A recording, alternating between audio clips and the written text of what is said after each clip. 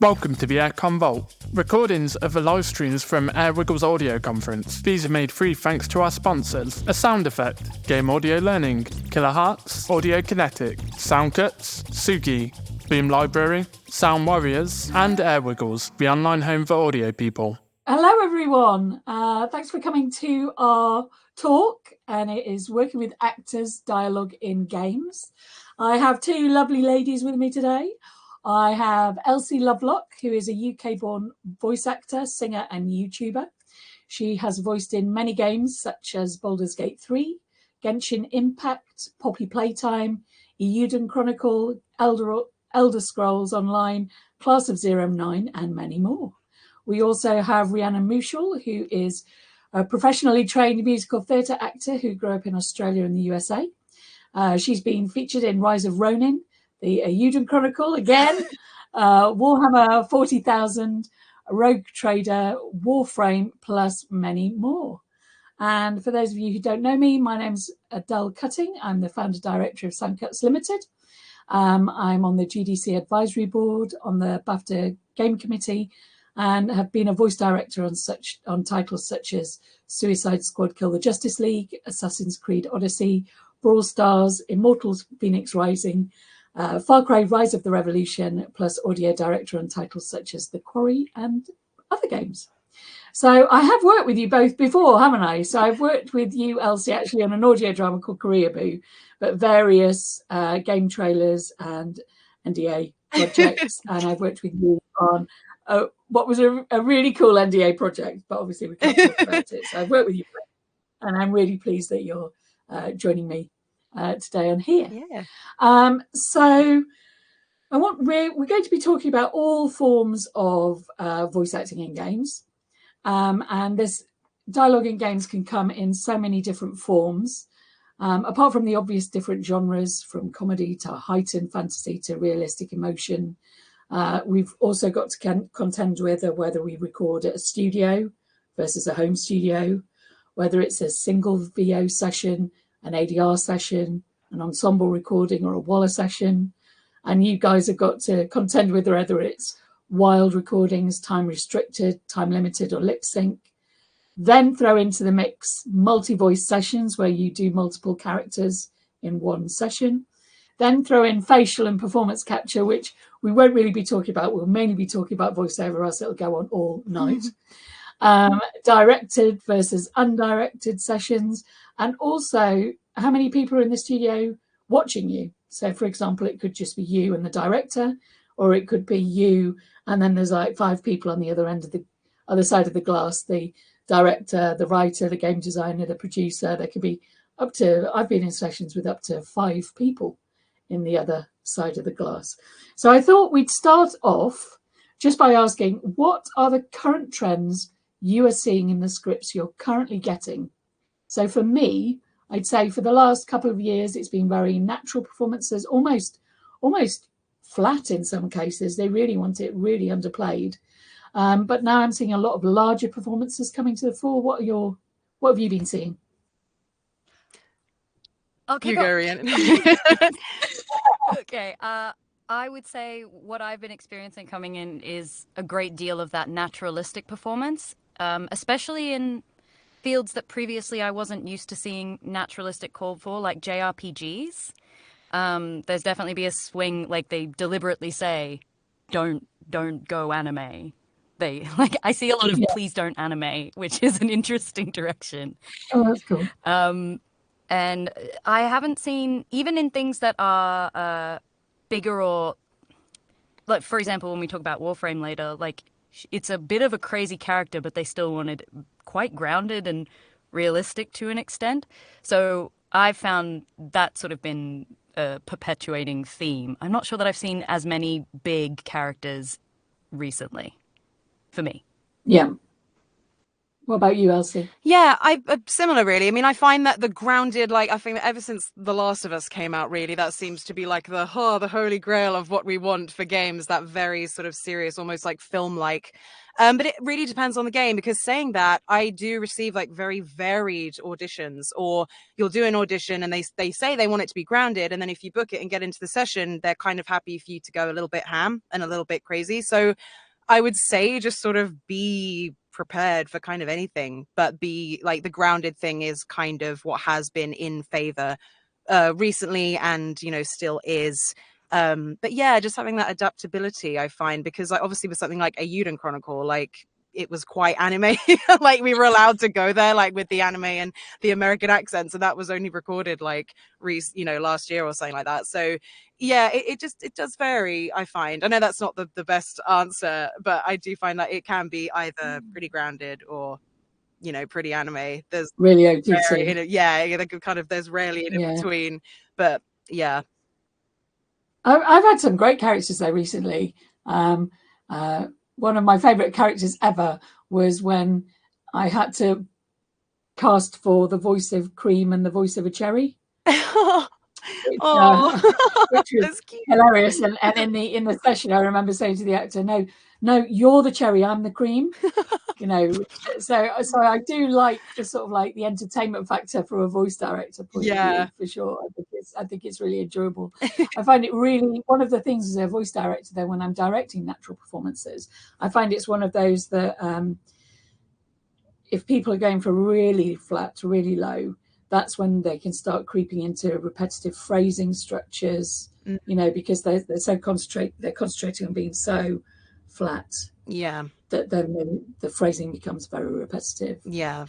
So I wanted to talk a little bit about casting. So right at the start of the process, because lots of people who are listening to this are probably sending out casting briefs. And I'm going to say so. And if you disagree, I want you to tell me. So when I send out a casting brief, what I'll do is I'll have a little bio about the character, probably an image, because I think that's helpful for the physicality. And then I have a few lines. So what is helpful to you as an actor? What's too much and what's too little? I think oh sorry, no, you go. Are you sure? Okay, right. I find that like it being clear on the kind of the most important points about the character, like obviously name, age, accent if needed, because if you tell me that I can kind of free to interpret, like I'm gonna do that. Like I've gotten auditions where they're like, you can do what you want, and I'm like, okay, I'll be British then, and then they're like, no. So it's just kind of, I like having that clarity where it's like, do you want an accent or two different kinds of accents? How far do you want me to go in terms of playing this? Because I feel like a lot of people, they do kind of go like, oh, you can improv, do what you want, and then it turns out they don't actually want that. They want it to be more in a box, more instructed. So I just like, definitely the character name, definitely their age range, even the kind of pitch directions I quite like, because I feel like I want to know for a certain character, if it's a cute character. I've had auditions, which is nice, where they're like, you can go high pitched, but like don't go crazy, or it could be mid to high. It just kind of gives you that instruction of like where to place it, because you do kind of need to know like, where this is going to go, sort of thing. And then just having it be obviously like the lines as clear as possible. Any context on the side of what's going on always helps. I know that we don't always get that, but that's always nice, because it's, I want to know whether I'm shouting over a cliff towards someone or if they're right next to me. It just kind of helps to know, so that in the audition, the director and the client can kind of be like, oh, imagine that in the game, sort of thing. But yeah, what about you, Rhiannon? I'm waffling a little bit. No, I love how passionate you got straight off the bat. Like, give me these things, because that's how I feel. We, as voice actors, we don't want to chase you, especially indie devs. I find, because they're not necessarily as experienced. It might be their first time putting out a casting brief. They miss a lot of those really vital things that someone like you, Adele, who's done this for a very long time, knows to put in. As simple as like gender and age. Sounds weird, but don't make those assumptions that we know. Accent is a huge one. If there's any Americans out there, and this is not a jab, but a lot of American casting will often say no accent. Yeah. Then I know you're American, but there's no such thing as no accent. American is an accent. If you mean a general American, say general American. Yeah, absolutely.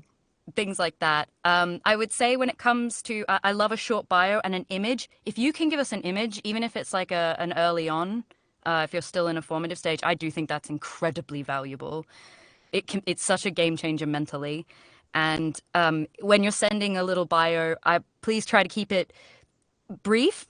I sometimes have seen castings where they give like 2 pages of the history of the world, and that's cool. And I appreciate context, but if we're doing so many auditions a day, I don't necessarily have time to invest reading 2 pages of the backstory that isn't necessarily relevant to this specific character's experience in this audition moment. How many lines do you think do you like, Rhiannon, when you get a casting brief? Because that's what, you know, I work with clients and I say, give us an example, and they'll send me quite a lot, and so I'll just send like the first little chunk. But I'm always like, how much is too much? Because you want to be able to, because quite often when we send out casting briefs, especially if it's for sort of like one of the primary characters, it might be a piece where you'll see lots of different emotions running through it. So the idea is, here's a chunk. So she's unhappy, then she goes into anger, then regret. And, you know, that's why we send out that chunk. But how big is too big? I was going to say, sorry, I know it was for Rhiannon, but I agree with that. I feel like about 5 is ideal, because some auditions give like 2 or 3, and it's kind of like, that's great, but it's like, it doesn't really, and then you find out that the game is huge, and it's like, well, how does 2 or 3 lines let me sort of illustrate the emotional spectrum that this character is going to be going through? So I'd say about 5, and have them vary in dynamics. So like when the character is, like you said, happy or sad or really angry, or just kind of being grounded and internal, just like talking to someone, anything that lets us display that different spectrum of emotion and delivery, whether we're shouting, because it just shows that like we prove them we can do that if needed, like we can shout, or we can keep it grounded, internal, or, you know. So I'd say about 5 is kind of like a decent amount. Any more than that, but I have seen some which have been like 2 pages, not just like the bios, but like 2 pages of lines. Too much is bad, but I'd say 5, maybe 10 at most if they're not too long, but 5 is kind of ideal, which gives like a good range of emotions, possibly a monologue, something like that. Yeah. So I would say one of the things, because sitting on the other side of the fence, you being the actors and me receiving casting samples, one thing that I do really like to hear is always to do 2, because the first one, as you would read it, so they say do it high pitched, they'd say in this accent, that's what you've got to be. So you're really hitting the brief. But I know personally, and a lot of the clients that I have, when somebody does something slightly off the wall, it's like, oh wow, we hadn't thought of that, that's cool. So my advice to actors is always send 2, one which is exactly what they asked for, and one which is, right, now this is what I think could be fun personally. That's interesting to hear, actually, because I usually send 1 unless I feel like I can go with a really different interpretation. But it's nice to hear that you actually like hearing something a bit out the box. So I'm going to take that in mind from today. Like, I'm going to try and do a bit more of that from now on. Yeah, I mean, for any actors listening, what I would say is, and this depends, so this is how I like it, but I know UK are probably different, Pitstop are different, Inside are probably different, but if you're ever sending something to Soundcast, what I would say is don't send 2 variations in one WAV file, because the amount of times I've spoken to clients and they've said, oh, you like her, and I know Harry for this, and I'll go, great, which version? And they go, oh, and it's like they haven't clocked there's 2. So I think it's really important if you're doing different ones, you know, because, you know, if we're sending off loads of auditions, the client might just listen to the first 10 seconds and go, I don't like that. But actually, if they'd have carried on playing the second half, they might have really loved. So I would say to actors, make sure you're you give us V1 and a V2 so that people will play it. Speaking of that, that is something I would love. I love clarity, is the naming conventions and the file splitting. Like, if you obviously, like, you prefer 2 different files, if like there are people who would like the same, I would like that put like in the email. Like if you're going to do 2 takes, do it in a separate file kind of thing. Like I would like that written, because sometimes I know that voice actors get very nervous with like, oh, are they going to throw it out, you know, if we don't name it or save it properly kind of thing. So I think any specifics in terms of the exporting. You know what, you'd be surprised how many examples I get back called, like I'll send it out an NDA and I'll call the NDA when I send it out, name, agency, no, I'll say your name, your agency, NDA, and I'll just get back your name, your agency, NDA, and I'll have about 50 in a folder all called your name, oh my God, your agency, and I'm like, oh no, I've got to reload it. Yeah, that's why a lot of them have examples these days with like another name, like how they want it written, which is also good, because I do feel like with some like different studios, they want different naming conventions. So anything that makes that as clear as possible is good. And so since COVID, before pre-COVID, I did a lot of castings in a studio. We'd have proper casting sessions. But since COVID, because obviously COVID happened, obviously a lot of actors got home studios. So castings, it's very rare that I get a casting, because obviously it costs money, so it keeps the budget down, especially on indies. Like for AAAs, what I might tend to do is I'll do a line casting round, and then I'll give sort of like my top. I always give my clients everybody, but I might suggest the top 5. I think these are the best 5. But as I've said on multiple occasions, it's a bit of a team sport casting in games, because there's already always so many different people involved. Yeah. we'll do the casting, and then sometimes when we can't decide, then we might have a casting session where people come in and they'll actually do live reads in front of like the producer, the director, myself, and other key stakeholders in the game. What are your thoughts on casting in person compared to casting reads? Rhiannon. I am a big fan of first round being from home, quite frankly. I think nowadays, like you said, most people have access to a studio. Of course, if the client is really strict and they're like, no, we want to pay to bring them in, I think it's nice if you can offer a little something for travel. But other than that, I'm very happy. I think most people are very happy to come into studio, because I mean, it's fun, you know, get to come into studio. But for an initial audition, personally, I think I prefer from home, because then I also have time to like play. Not that I wouldn't in the booth, but say we've got a set 15-minute slot.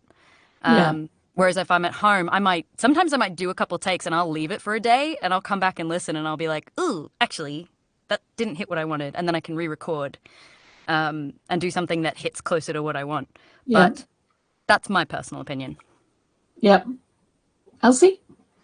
Yeah, no, I agree with that. I feel like from home initially is good, unless they have an extremely specific vision that they want to achieve. Because if I'm going to be, you know, I don't live in London. So if I'm going to be going into a London studio, I would really like, even if we have a short slot, I would like that time to really, you know, see what they want to do with it, you know, play with it a bit more, you know, do a few run throughs, like really use that time, make it valuable, but only if they sort of really, really need it. Because I have done a few like in-person callbacks recently, and it was more of the script, more read throughs. Oh, can you try this? You know, that's good. But I do agree with what Rhiannon said. We're doing like the initial audition from home, because it's like, it's so easy for us to do that nowadays. And then if they really want to like meet us and get a feel for, you know, what we're like, and then play with it in person, then, you know, happy to go in studio if necessary. Yeah, I've done halfway houses where I've had casting callbacks, but the actors have still been in their home studios, just everybody's been on a Zoom call. Yeah, all that. That works too. Best of both worlds, really. Because I know that from, I understand from a budget point of view, obviously people are trying to, you know, save the coffers so they can spend it later on. But from my point of view, I love doing in-game castings. I think they're really good fun. I think as a director, I really enjoy it, because I can actually work out the style of direction that the actor or actress needs, whether they take emotional cues or whether they take physical cues. So I really enjoy that. And also I think it's kind of cool when you work directly with an actor to actually see what they would like to bring to the table. So it's not just here's the script, I'm just going to read it. It's actually allowing, you know, talking more about the game, talking more about the character, to actually pull out, you know, what you're trained in. So like your talent, you know, bringing that into the role for sure. So we've talked about home studios. We've introduced the idea of home studios, and obviously this major turnaround in COVID. Some people had studios before, and then literally everybody got a studio, which for me, I'm like, brilliant, because before, you know, I'd work with clients that are like, no, we have to record in a studio. It has to be in a studio. Mainly because studios up until that point, if somebody had one, it wasn't necessarily that high quality. And I think actors are a lot more aware now on sort of like microphones, technology, so like recording and sort of like all the tech specs behind it. And it's really opened up the world to me. So if I'm not limited to everybody arriving in a studio in London, I can cast somebody in New Zealand as well. As, you know, I can cast all over, which is awesome. So but then having said that, I've also still witnessed certain people who say they have a home studio and it's not really. It's a microphone and a laptop, and that's not really. That's a microphone and a laptop. It's not a home studio, you know. So what are your thoughts about sort of like working, you know, a whole gig in your studio, or do you prefer a session then? What are your thoughts on that? I'll go to you first, Elsie.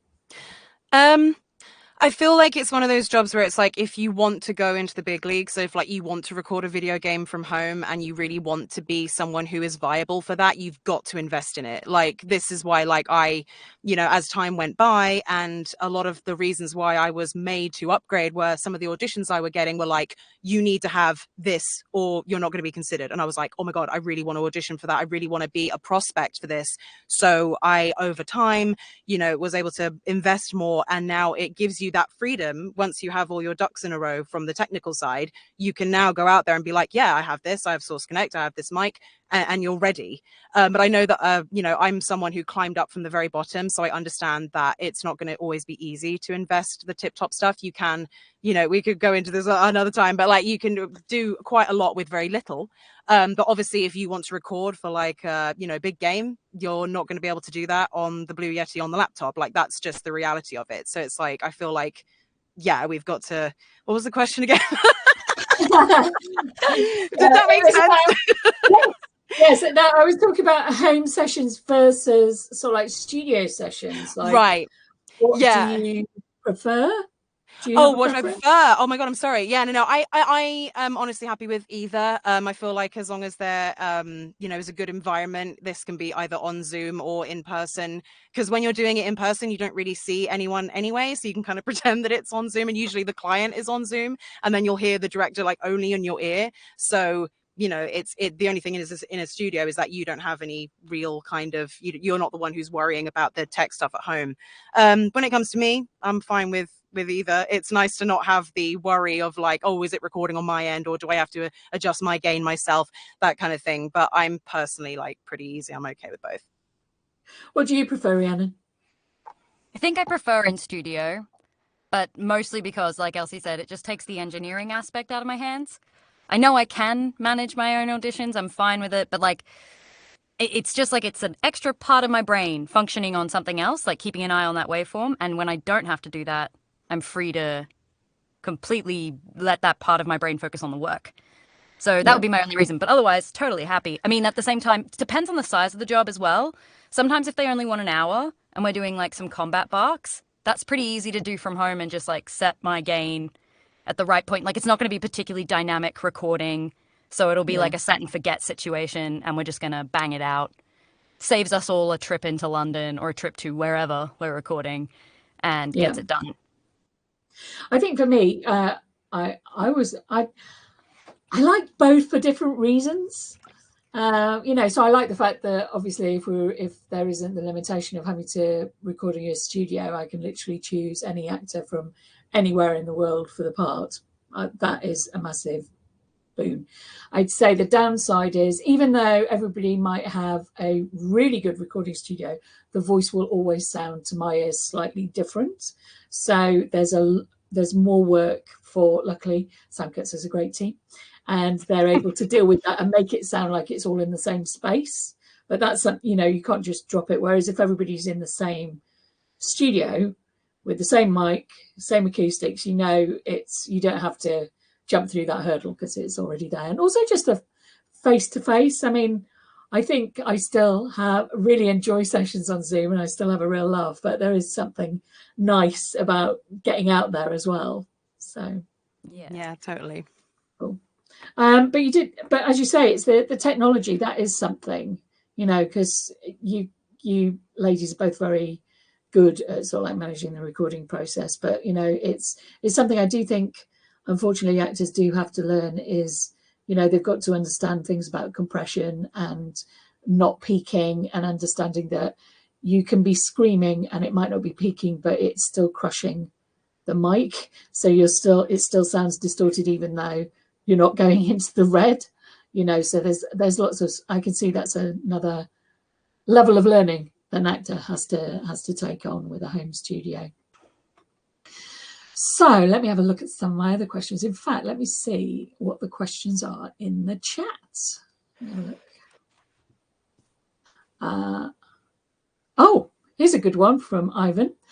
About remote recording, what's your favourite way of being directed during a remote session? He carries on, in my sessions, I have asked the voice actors to record each line twice, and then we revisit any lines that are challenging. This approach also provides material for editing later in case we overlook something during the session. I've also tried punching at cameras. However, I would like to know what is considered good practice and what's more comfortable for you as VAs. I'll go to you first, Rhiannon. Okay, thanks. I would say all VAs are different. It's always really nice to check in what order they like to do. They might prefer to do one take and then get feedback. They might prefer to do 3 and then move on. Your way of doing it, recording the line twice, I think is fantastic, particularly aiming for different reads. I personally prefer, depending on the script, of course, it depends on the length of line. And if we're doing combat barks, for example, I'll do, depending on how strenuous they are, I might do 2 and be like, is that on par? And they'll be like, yep, that's what I wanted. And then I'll throw in the 3rd if we're going for 3 of each take. And similarly, if it's a line, I might give 2 takes. And then if they have any opinions or they want to redirect, then they can offer it and we can give a 3rd take, 4th, 5th if needed. Ooh. But depends how quickly we're picking up the direction. But I would say it's always nice to ask. And some actors, I've been in sessions where they like being read in. If it's dialogue, if you've got all the dialogue, depending on the type of scene, they might actually really appreciate you reading in the other character and doing a whole scene, 1 take, because that way they get the emotional flow. So depends on the script, the actor, and what you can offer them to support them and how they work. Unless they're standalone lines now, I never direct. If they're standalone lines, I'll say, yeah, give me 3. You know, like you're doing attack shouts. Obviously, they're standalone. Nobody else is talking to you. You're just doing 3. I like to get 3 variations and we go on to the next. But when it's in a conversation with somebody else, I do like to read chunks, especially with narrative. So say you've got like a common group at the top, but then dependent on your answer at the bottom, it goes into 3 different patterns. I like to read right the way through one. Mm-hmm. And then we might do that twice. And then we'll do drop-ins, and then we'll maybe start on the last one and play you back what you did to make sure it goes into option 2, and the same for option 3. I always say 3. What about you, Elsie? Yeah, no, I agree with that. I feel like A and a B take is usually the standard. It entirely depends on the director and the style of game. Like I've done usually for stuff like JRPGs, like when I did Final Fantasy War of the Visions, it was quite straightforward. For Grand Blue as well, it was like had to match the Japanese. There wasn't really a lot of time for me to kind of fluff it and be emotional. It had to be like very bam, bam, bam. For a game where you have the freedom, when you're not dubbing, obviously an A and a B, and then come back to it if you feel like you need a bit more. Like you said, if the line's shorter, maybe 3, maybe 4. If it is like a chunk of conversation, it is nice to be read in, and then like you'll get that chunk, maybe do that twice, and then obviously come back to anything at the end with a fresh mind. Fighting stuff, barks always at the end. Cannot express this enough. Always has to be the last thing. And a majority of the people I've ever worked with have known that, which is good. But just in case, you're a director and you weren't sure, always do the strenuous stuff at the end. But yeah, it's just nice when it's sort of kept moving along. I've had a lot of sessions where, clients will talk for about 20 minutes and it kind of kills your vibe a little bit, your acting flow, which is necessary. It needs to be done. But it's always nice to kind of have everybody know ideally what they want beforehand. Sometimes they don't know until they hear the actor though, so that's understandable. But it is nice to kind of keep it at a nice pace, and then you have time at the end to like come back to anything if necessary. But yeah, just keeping that flow, A and a B, revisits if need be, barks at the end. I would say with barks, absolutely at the end of a session, but I would say don't say. I've been on projects where it's because quite often you don't get to see the script that far in advance, and then all of a sudden it's the last 2 sessions and they're all barks, and you're like, no. Oh no. So you've really got to spread it out. So if you're going to have loads of emotes, instead of waiting for it all at the end, do a day and then some barks, a day and then some emotes, a day, rather than loads of great stuff and then like 2 full 4-hour sessions of barks, because that's just gonna, it scares me. It scares me because I worry about your voice, and also I worry for the dialogue editors, because if I can hear your voice going, there's no point in recording anymore, because we're going to have to re-record them again because we can hear your voice going. So it's a waste of time, because it's you'll record it, your voice, like I'll be able to hear that we won't be able to use them because your voice is cracking and I can hear it's tired.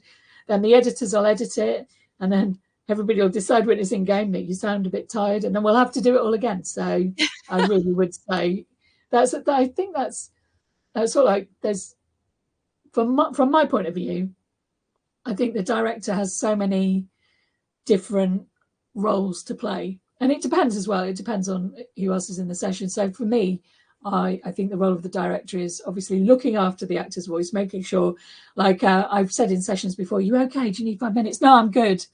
And I'm like, I can hear. Yeah. So I've actually lied and say, oh, do you know what? I just need the toilet. Because if I go out to the toilet, then the actor isn't speaking for 5 minutes, even if I don't need it. But it just gives the actor a little bit of a break. Because I do find some actors are I can do this. No, I will scream some more. And you're like, no, please don't. I can hear your voice, so stop it. So I think one of our roles is voice protector. Obviously, the other one is sort of like believability of character. It's about continuity between characters and continuity across the entire game.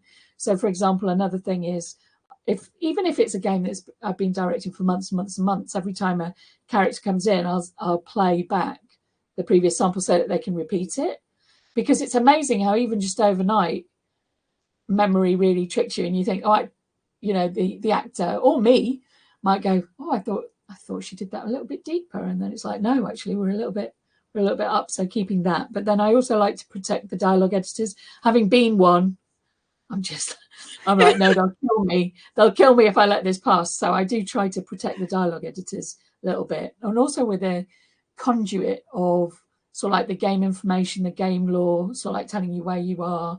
And I also think it's just important that there's just one voice speaking to you. Do you agree, or do you like everybody coming? Like if there's, say, the game director, the writer, the the producer, and a director, do you prefer one voice? Are you happy for all of them to speak to you? What's your thoughts on that?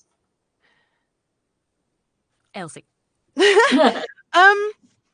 I would say if everybody's on the same sort of path, then it's fine. But when you have a director and a client that have 2 completely different visions and it starts to muddle your flow, that can be quite disruptive, because, I've had that happen before where like the director was like, keep going, this is great. And then the client was like, actually, can we go back and do it all again? And then you have to do like another pass, like just in case, which is fine. You want to do what they want, but it's nice when you have in a session where the director trusts the talent's ability, but the talent is also aware and adaptable enough to the point where they can, make any adjustments if needed. But the director is also not stifling you, or the client's not stifling you, because, it's just nice to have that trust, you know, we're trusting each other to, you know, create a good session. And when you have that synergy, that's when the magic happens, you know, when a director is just like, you can go a little bit crazy, but keep this in mind, keep it there, and then go. And then those are the most fun, where you can just kind of go for it, but also you're listening and you're paying attention to, you know, what they want.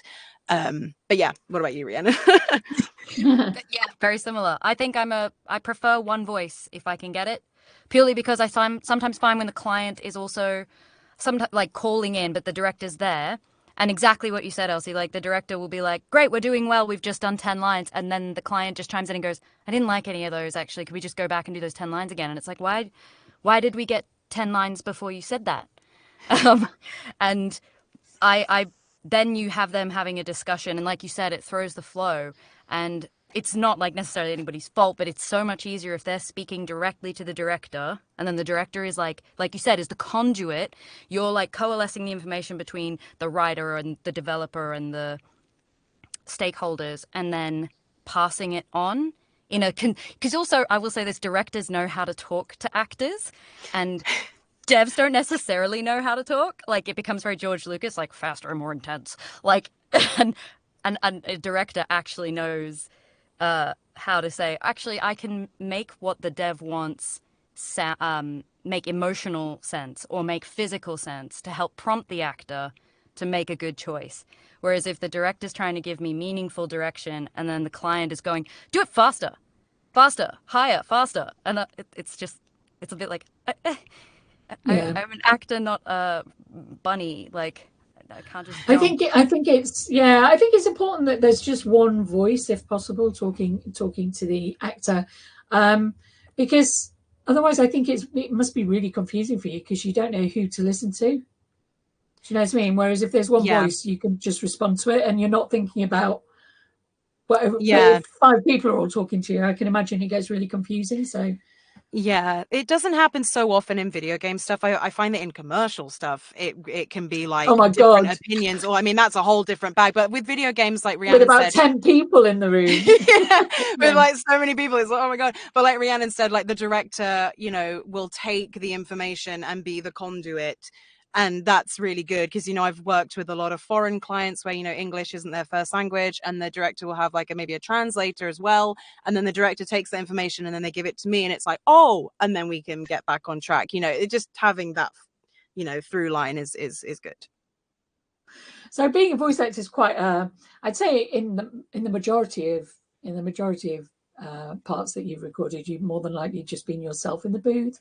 And I know that one of the things that there's been loads of advances in technology now. So basically all the big studios now have the ability to be able to play back a previously recorded line, and then you can respond to it, or at least the director would read and then you respond to the director. But one of the things that I really love doing, and for me, I always think I get much better performances, is if we get an ensemble recording session. Is that something you've seen an increase of? Have you done it? What are your views on that? That sounds like a dream. Rhiannon. I was going to say, I wish I could do that more often. I personally haven't had an ensemble. The closest I've come is I've had some callbacks that have had chemistry reads for jobs, and then it's weird because then we like got the job based on our chemistry read, but then we've never read together. Like, so like we're recording the lines separately then, and I'm like, I hope he sounds good. I'm working really hard. Did you record first? Were they playing you his lines, or no? Sometimes it depends who, because you know when you're recording different sections. So every time I come back, they're like, "Oh, we have the lines for this bit," and I'm like, "Yay!" But I think sometimes he must get my lines, and then he gets to play off me, and I don't have anyone. So, you know, dream. That would be amazing. I'd love that. Please employ me to do that. I honestly, like, I've never done an ensemble recording for a voiceover. I've only done it online. I've never done it in person. I would love to, but yeah, can we make that happen, please? I would love that. But I think the main reason it's not normally done is because obviously it's far more expensive. Because, and it's hard to organize everybody as well. Like, schedules are whack, so it's like and you're always when you're budgeting for a game, you budget on a per hour script minute record count, and obviously if then there's multiple people in there, you're paying far more per word. So I know a lot of it is to do with budget, but we have done that recently in a game that I can't talk about, unfortunately. But I will do as soon as it's out. But we did, what we tried to do is we tried to get group read ensemble recording sessions as many times as possible. And if we couldn't, we'd at least try and get the 2 key characters. So they do their lines and I fill in the other bits. But I really just find it just lifts it. All of a sudden, it's really like, it's another level for me when that's done.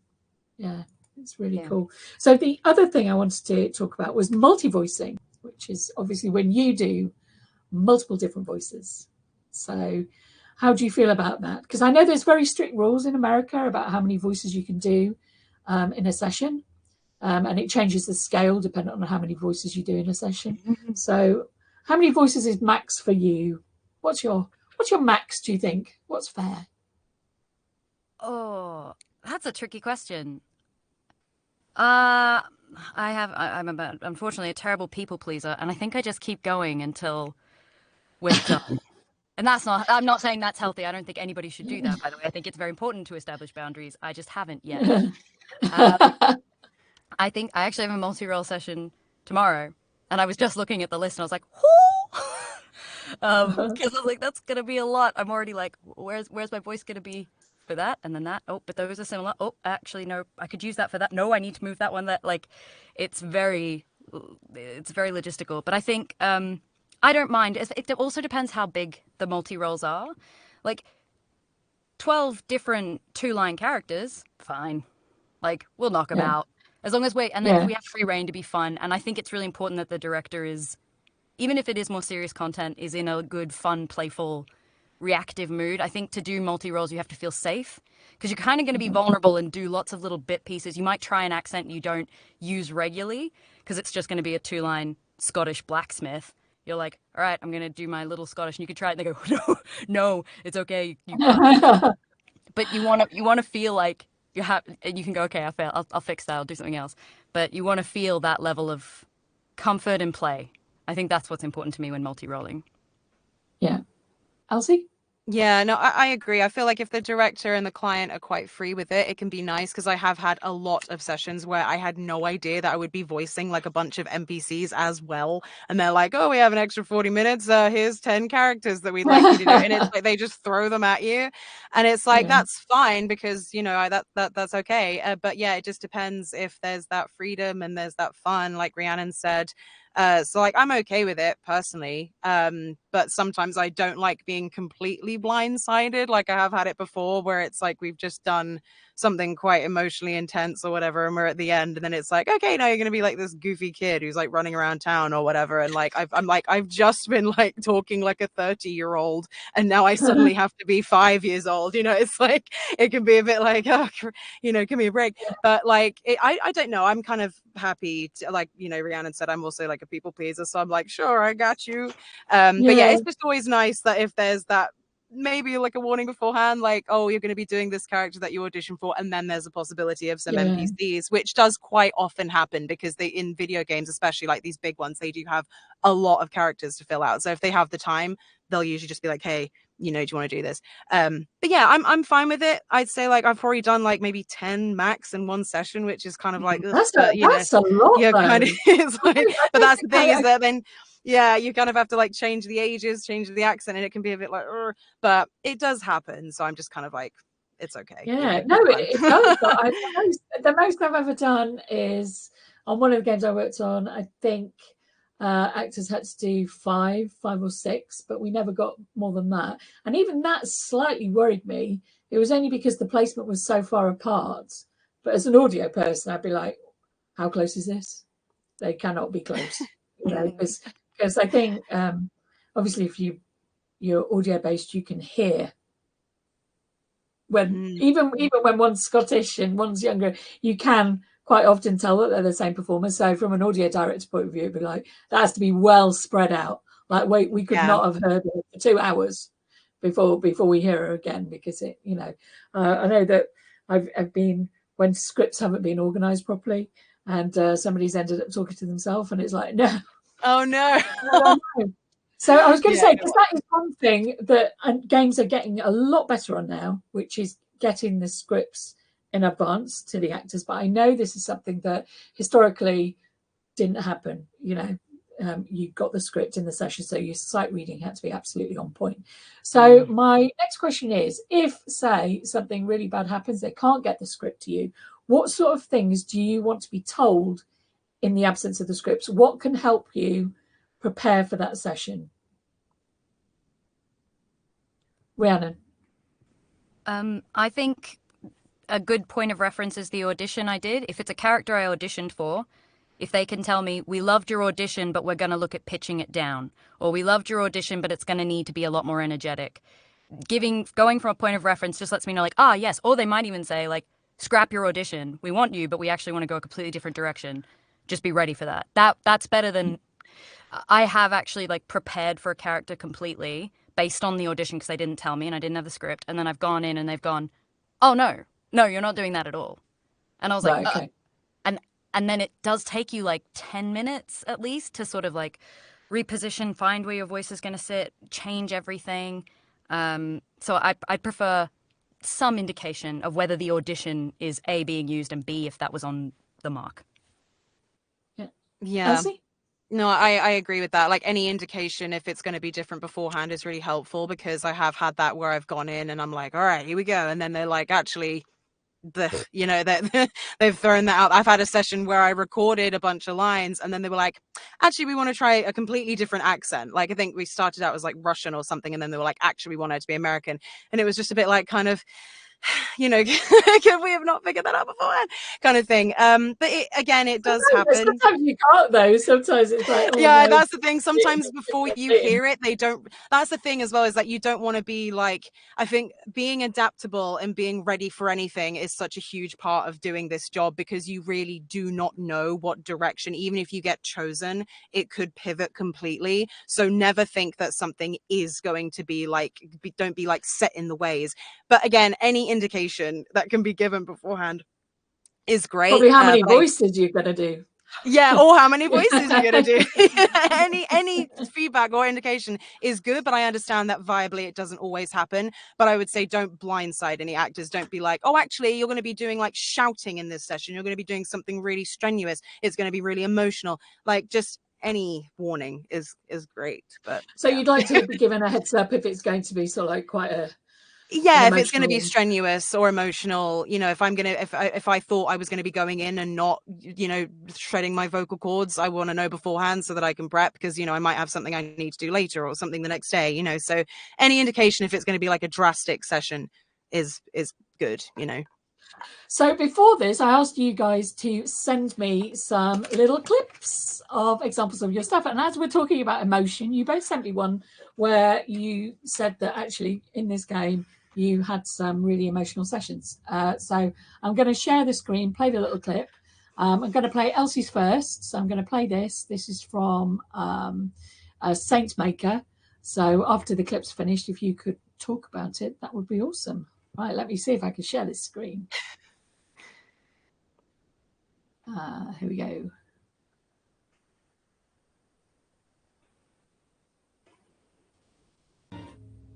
No, our work here was everything.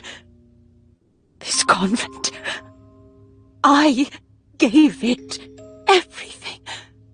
If Mother Idilora was wrong, then my whole life is meaningless. Oh boy. So this session, basically this character, I had to voice her in her 60s and when she was young. So you saw like the brunette one in the background, that was her when she was young, and she's talking to her younger self, and she comes to this realization that basically the way she's lived her life for the past 40 years has been a complete lie. And the entire session, the entire thing that the character goes through is so sad. Like, I don't know if anyone's probably not played the game, but if you do, it's so sad. And she went through a lot of stuff that hit me personally based on stuff that I've been through. So I couldn't help, and I've never done this before, but I couldn't help crying, not in that scene, but in other scenes. I did actually cry, and you can hear it in a lot of the scenes with the younger self. But it's a good example of, because this session, they handled this very well. Again, people don't usually cry, they're professional. Again, I don't usually cry, but this session was great because the director and the client both were very accommodating, because they were aware of the material and how sad it was. And so they were very like, you know, do you need to take a break? Like, do you need to stop? You know, they were actually like asking, like, we can just stop it right here and we can come back to it fresh, which was really nice, because I didn't feel like I was going to be penalized for showing that emotion. And it worked out in the end, because I chose to use that in the actual game. I was like, you know, no, it's fine, I'll carry on. And I just read the lines through that because it worked for the character. But it was just very nice to have that support and have the options and have them not feel like, yeah, like I was going to be, you know, told off for crying when I couldn't help it. So if that ever does happen to your actors, you know, just do offer them that out, you know, be accommodating. Not you, Adele, I mean in general. To anyone who's a dev, I know you're great, Adele, I didn't mean that towards you. Just anyone who, you know, if you ever encounter this, because it could happen when you least expect it, kind of thing. So you might not expecting the actor to have a breakdown, but it does happen. But the fact it actually, I think it was kind of good that you got that role, because you were able to draw on your own life experiences. And I think from a director, if you'd actually experienced that, that's like perfect, because you really understand the character and you're really bringing that to the table. So if you're in that space, I respect the fact that you've experienced that, and I'm just really happy that you're willing to bring that experience into the role and really get that emotionally attached to it, from my point of view. So yeah, good on you for completely going there. I've been in sessions where we've worked through something kind of emotional, and at the end I've cried, and I'm not even the actor, you know. Yeah. So, hell, let's all cry. Yeah, let's all cry together. Rhiannon, you've got an emotional one too. So let me just find different that kind one. of emotional. Yeah. Yes. So let me share this one for everyone. So this is from Warframe. Mm-hmm. They've kept me locked up inside my own mind all these years, frightening me with their tricks. Now I need you to make them afraid. There's a broken shrine nearby. That's bad. Leave a shrine broken and things will come after you. Oh, bony hands and snaking tongues and... Please, put it back together. Who are you? Who are you really? Why do I hear whispers in my head when I look at you? Why are your eyes like that? I know what you're planning. Its fingers are like slugs. I knew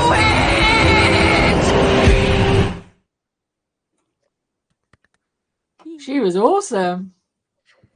Yeah, so she was supposed... This was for the Duviri paradox, which was like a world where sort of like a child king is using avatars of emotion. So Sithal, that character, was fear. And the difficulty of that was everything she said had to be fearful, which, as you can imagine, can get very old very fast and also very one note. So digital extremes were great. They had in the session, and this actually, I did have multiple voices in my ear, and it was helpful because we had the writer, Adrian Bott, who wrote the character, and we had Cam Rogers directing, and they were like a team, and they spearheaded keeping the variety, and together we really teased out different types of fear, but trying not, it was really hard because we had to try not to cross into anger, and we couldn't cross into envy because those were other characters and that was their thing. and early on, drawing on natural experience, I was like, well, I have generalized anxiety disorder. I'm anxious all the time. And they were like, great, great, let's work with that. Because the writer was like, me too. That's why I wrote her like this. And it was we did it all in a 4-hour session because it was mostly just these little like quest lines, like these quest moments where she describes something and that's it. But like halfway through, I was already just like this the whole time. I was shaking, shuddering, because it felt like I was getting more and more anxious. We played with like making my breathing more shallow to create anxiety, to feel like I was choking. But the thing was, they were very, very attentive. They were like, "Are you okay?" And I was like, "I'm going to sit down for a second." They're like, "Yeah, you're going to sit down. It's okay." I think we stopped multiple times. Like more than I would usually, like more than a 5 or 10 minute on the hour for sure. It was just whenever I started to get too shaky. And I think, and it was really nice to feel that supported to go that far, like Elsie said, to be able to push it and get weird noises came out of me that I was like, ugh, I didn't know I could make that. And it made me a little bit uncomfortable. And it was very vulnerable because I was like, I sound sometimes words contorted and twisted, and I was like, that doesn't even sound proper or make sense anymore. And like, no, that's good. Let's play with it. So yeah, it was a really great session for that. Awesome. No, that sounds great. I'm going to go to a few questions from the audience. First one, which was actually posted ages ago, but I think it's worth answering. You can answer and then I'll answer it from my point of view as well. So the question is, when you send in auditions, do you clean up your vocals at all? Example, EQ, noise reduction, or leave them raw? Elsie. Sorry. Unless it specifies that it needs it to be raw, I do actually do a little bit of cleanup. I clean up like any gump for like mouth clicks. I don't go crazy, like I don't put loads of compression, like never do that or anything, but I make it so there's like a decent space but not too long in between. I make that silent. I take away any weird noises, any frogs, any mouth clicks. And then I do have an EQ preset, but it's like very, very minimal. Like it just takes out the breaths, obviously, because like this microphone is super sensitive. So if like I did go a little bit breathy for one line, it'll just like correct that a little bit. And it just sort of just tidies it up, but not in such a drastic way that they'll hear that and be like, Jesus, that's compressed to hell. So it's just like a very small tidy up. But I'm like a real perfectionist weirdo with the audio stuff like that. Like I want to send in something that's easy for them to listen to, fairly tidied, but not so much to the point where they can't tell what my raw audio sounds like, sort of thing. What about you, Rhiannon? Raw, baby. That's probably better, to be fair. I'm just like, I'm so I'm just worried I'll screw up the technical stuff. If I'm completely honest, if I was really highly skilled and I thought I could manage it to that level of cleanliness and carefulness, hell yeah. But I know I can't. And I do like clip the lines together quite often. So like, because I might leave a long gap where I'm scrolling or something. So I'll like cut out and just shove everything together. So it's, 1 second beat between each. So they're not having to wait. But other than that, I'm raw. And then if it's remote, because then I figure like, then they know hands down exactly what this room sounds like and how they'll have to EQ it if we do record in my space. Yeah. I would say as the person receiving the files, I would say as long as it's clear, I get a lot of samples that are just really low in level. And so I would like them to, normalize it or something so that I can actually hear it because they're really low, like super low. So that's one thing I would say. And I get a lot of people who I just say, if you haven't got a booth, record a space which isn't really reverberant. Because I get samples where it's like, wow, where are you? Are you in a sewer? This is just like really bizarre. And it's the actual reverb has put so much effect on the voice tone. It makes it hard to listen through it. And I just think there's no point, because if I'm like going, I think that's okay, but I'd be a little bit concerned about, I can't really hear clearly. I think, so for me, I don't care about clicks and things like that. Obviously, if you can do it, awesome. But I just like raw a lot of the time. But I've heard a lot of really bad ones that have been recorded on the street. I'm like, dude, No do you want the way. job or not? Yeah, do you Are want you the job or not? joking? I'm not. I wouldn't name and shame, but I'm not going to. But yeah, I've had people sort of like walking along, recording into their phone. And I'm like, to me, they might be going, "Oh, I just want to get something in," but to the person receiving it, it's like, "Do you actually want it?" Because it sounds like you don't give a shit. So, Way, but you do get a whole mixed bag. I really do. So, I take raw, and I just want to hear your voice clearly and at a decent volume, because we get a lot. Yeah. But now we've taken to sending them back. If we don't think they're good enough, we'll send them.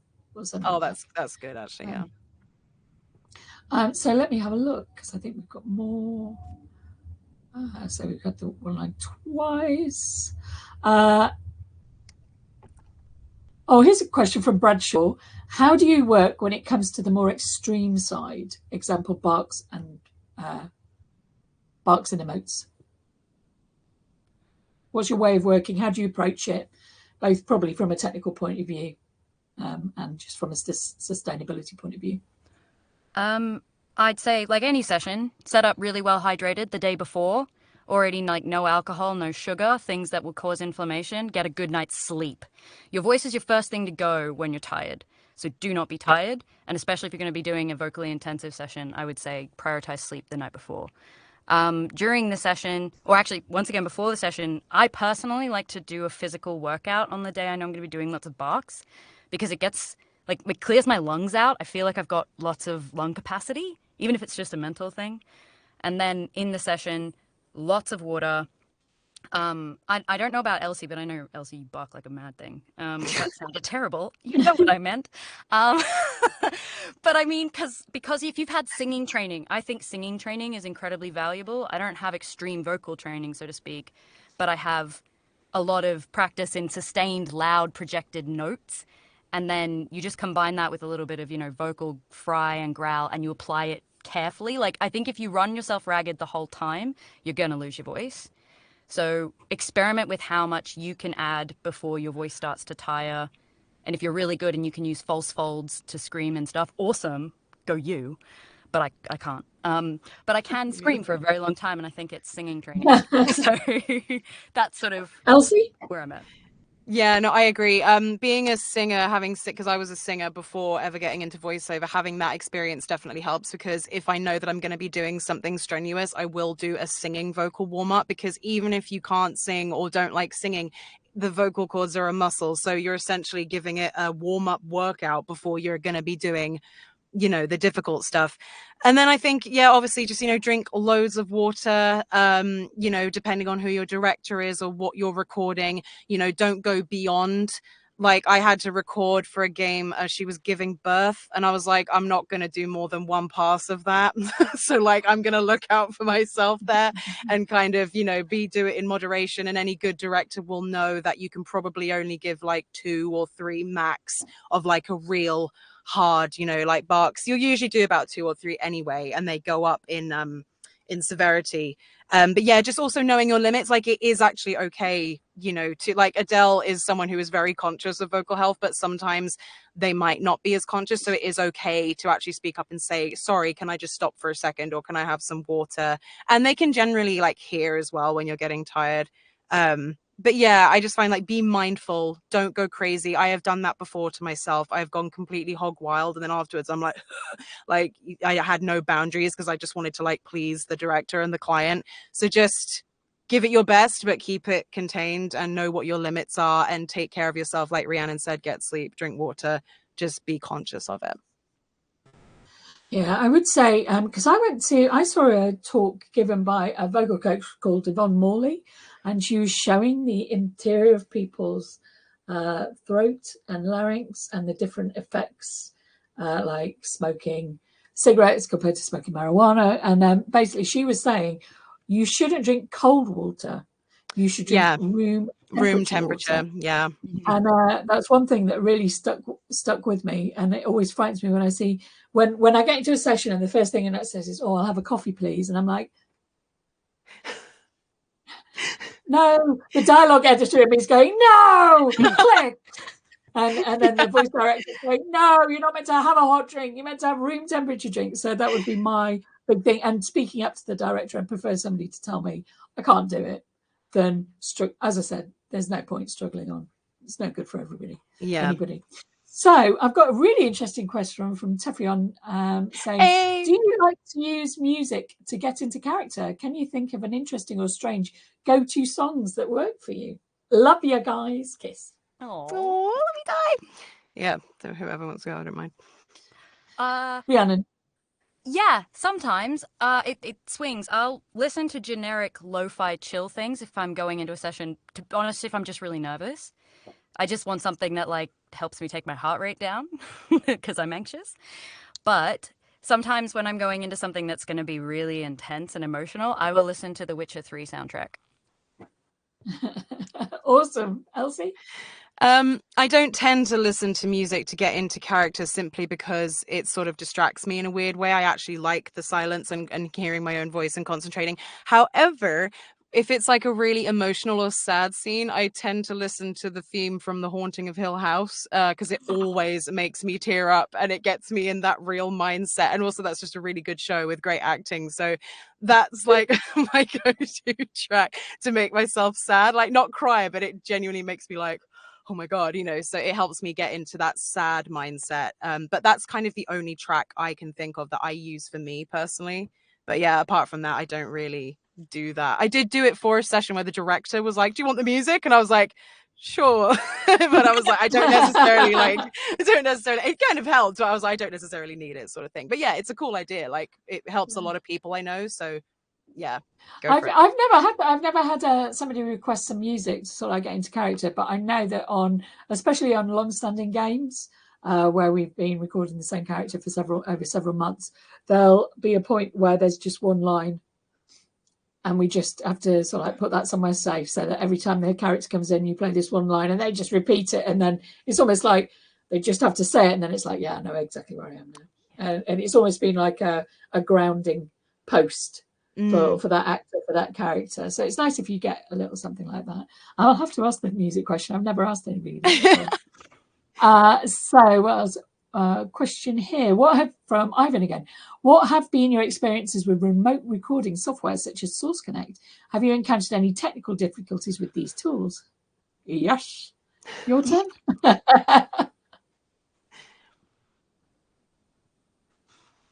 Rhiannon. Damn it. All right. Yes, I use Source Connect Standard. It is the only one, because I've also used things like Clean Feed and, I can't remember, IPDTL, like the link they can send you. But Source Connect Standard has always like worked like a charm for me until literally like a month ago, and my computer, like everything just went nuts. On the morning of the session, it was failing, couldn't port, and I was so stressed. It was a live session. It was awful. In the end, I had to do a full massive sweep of my computer, and I found out that it was Razer Cortex. There was like a known memory suck, and it was literally that my computer had no memory. It was such an obscure, stupid problem. My advice is, if that stuff does happen to you, stay calm. Stay calm. It happens to everyone. It's not the end of your career. This is me talking to past me. It's okay. Obviously, it's not great because everyone's paying for the time, and we're trying to sort things out, but engineers are amazing, and we ended up doing a workaround with Source Connect now. Not ideal, but, you know, everything was okay in the end. But yes, it has happened. Yeah, this is why it's generally a good idea, even if they don't specifically ask, but it's generally a good idea to record a backup. Like, even if they don't ask, I always record a backup because Session Link, Source Connect, I use Source Connect Standard. It was that really weird glitch that I had with the studio in LA recently where it was like, it'd be fine for an hour and then it would start going, and then I would just disappear and then they wouldn't be able to hear me and I'd have to restart it. So that was annoying, but it wasn't the end of the world. But yeah, definitely do a backup just in case, because you never know what you could save, you know, because sometimes the engineers, like, they might have like a pop come through if it's Source Connect. But yeah, like Rhiannon said, it's really not the end of the world. Like, sometimes stuff is out of our control, and if you're genuinely like not able to fix it, it's really okay. Like, they understand, especially if it's remote. But obviously, you know, do make sure that your internet connection is good if you're going to be doing a lot of remote sessions. You know, make sure that your programs are up to speed, make sure that your drivers are updated, you know, just anything you can do just to make sure that it's at the top of its game. And then if stuff goes wrong, it's like, well, you know, you can't really do anything about that.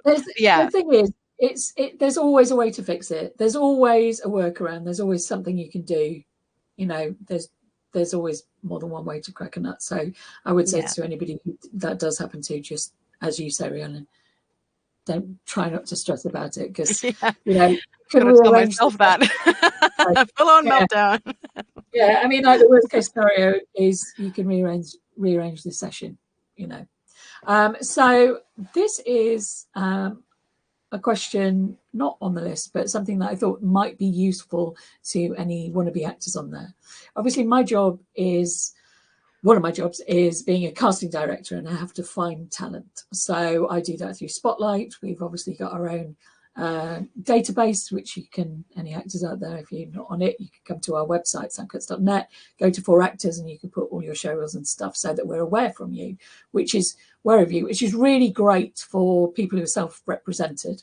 Obviously, we've got loads of contacts with lots of different agencies, so we've got people there. And then I meet people either when I'm watching workshops, or if I'm giving workshops or doing reels or whatever, I find new talent. Like, I found quite a few talent when I was watching a mocap session. I was nothing to do with it. I was just there. I was like, oh my God, that guy is really good. What's his name? Let me just write that down. You know, so because you're always on the lookout, and, you know, just playing video games, playing, you know, going to the theatre, watching films, you know, that's how you're discovering new talent. But as a new voice actor, without representation, how do you reach out to people? How do you get in contact with casting directors? How do you get jobs? That's start with you, Elsie. So from my own experience, like I said, like, I really started at the very bottom with nothing and climbed my way up. I had no connections, nothing. So my biggest advice, and I would say, think of it like going into battle. Don't go into the fight if you don't have all your weapons and you're not prepared. Get all your ducks in a row first. I made my own demos. You can do that. You don't necessarily have to go to the tip-top people. You don't have to spend loads of money. I got jobs from demos that I made myself, and then it just goes up from there. So, like, anything you can do, like, there are ways to make a free website, have ways that people can find you. You know, there's no point in saying, I'm a voice actor. Well, where can I hear your voice? Nowhere. You know, like, you want to make it so that your ducks are in a row before you start going after the work. Same for anyone who's starting to look for agents. Make sure that you have everything that you need, because they need to be able to hear you, and they need to be able to see what you're about. So, you know, it's just kind of like, it's sort of like the bog standard, but you'd be surprised how many people I've seen where it's like, I was helping cast for stuff and I'm like, well, where can I hear you? Nothing, you know, they've got nothing. So my biggest advice, aside from all the other things I could say, is that if this is something that you are serious about and you want to show people your work and you want to get into it, have stuff that we can hear, have stuff that we can find, just that. Be findable, be listenable. I know that I'm not really articulating myself very well, but yeah, have all your weapons ready before you go into battle. And that includes, like, same thing for this job, have it all ready. And what about you, Rhiannon? Oh, I mean, Elsie nailed it. It's so true. My number one gripe is not being able to find people's stuff, or people not having a website when you can have, like, a free card website. Like, you just need a place with your face and your reels and, like, your accent, gender, the basic specs of you, so that if you are uniquely something, you know, people can find you. But I'd say the other thing is baby steps. Don't leap. Like Elsie said, you don't need to go for a pro demo in your first month. In fact, don't do that. They're very expensive, and that's because they are a lot of time and effort on the part of the creators.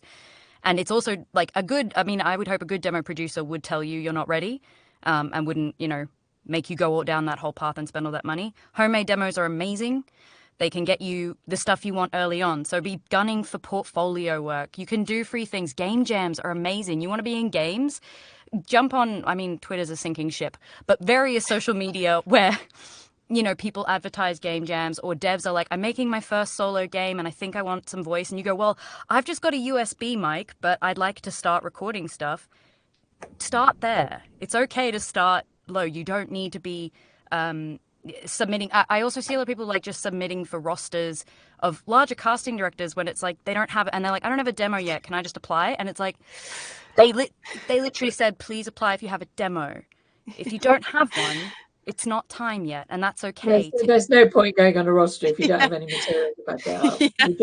That's just the name, which isn't. So that's basically it. I agree. Just but baby steps. And for finding work, I would say things like Casting Call Club, the VAC Discord server. There are lots of like little communities, and make stuff with your friends. I started making audio dramas with a mate of mine who's a writer. That's how I started. He was like, I want to write, and I didn't know I wanted to be a voice actor. He was like, I'm going to write a pirate queen. Can you be her? And I was like, yes. And we were recording in his toilet, like padded, and a mic, and I was terrible. I made lots of mistakes, and it was a mess, but it was really, really fun. And we did that for a couple of years before I was like, I think I want to do voice acting. So yeah, I would. Oh, sorry. I just wanted to add to that really quickly. But like, sorry. Any in-person networking that you can do is really good. I know that costs money too, but there are ways to like go and meet people. I will use Ty as an example, who asked a question. He had like not done anything a couple of years ago, and he met me at a con and we talked, and I told him like, go to get your game on or do this or that, and he did, and now he ended up like meeting a load of people, and it's like helped him a lot, you know, and he's been pointed in the right direction. So sorry if you're still watching, Ty, but you know, you're a great example of that. But like, you never know who you could meet, they could give you some advice, and I've had that happen so many times. People giving me advice like, oh, you can use this, oh, I didn't know about that, oh great, you know, and then it helps point you in that direction. So anything like that you can do, like meeting people in person as well, helps you get work, because you might be the right person at the right time for someone. Sorry, I didn't mean to interrupt you, Adele. I just thought like, no, meet people. I was going to say, I think we should wrap up. Yes. So I just want to say thank you so much for joining me on this talk about dialogue in games and working with actors. So thank you very much. And I think we're going to head over to Hangouts for probably 10-15 minutes, just in case anybody else has any more questions. So thank you very much. Thank you so much for having us. It was fun. Thank you, Bye. Bye.